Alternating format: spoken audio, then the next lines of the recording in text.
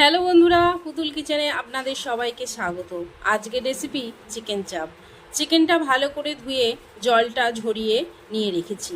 রসুন, আদা, পেঁয়াজ সব ছাড়িয়ে নিয়েছি। একটা বাটিতে 10টা কাজু, 2 চামচ পোস্ত, 2 চামচ চামগজ নিয়ে জলে ভিজিয়ে রেখেছিলাম। এবার সব মশলা পিষে নেব।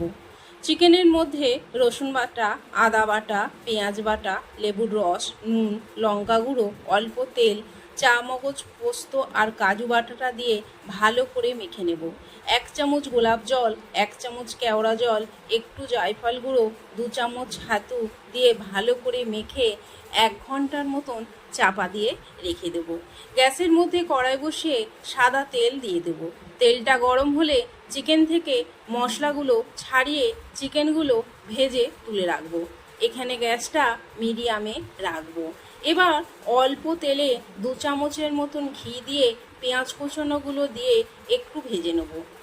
এবার চিকেন থেকে যে মশলাগুলো ছাড়িয়ে রেখেছিলাম সেটা দিয়ে নেড়ে অল্প নুন, একটু চিনি, অল্প গরম মশলা দিয়ে ভালো করে কষিয়ে নেব।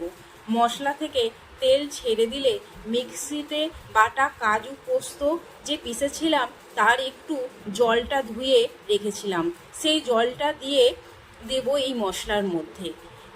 ভালো করে এবার নেড়ে দেব। ফুটে উঠলে চিকেন ভাজাগুলো দিয়ে 2 মিনিটের মতন লো আঁচে রেখে নামিয়ে দেব। যদি আমার এই রেসিপিটা আপনাদের ভালো লাগে তাহলে লাইক, কমেন্ট ও শেয়ার করে দেবেন। সাবস্ক্রাইব করতে ভুলবেন না। ধন্যবাদ বন্ধুরা।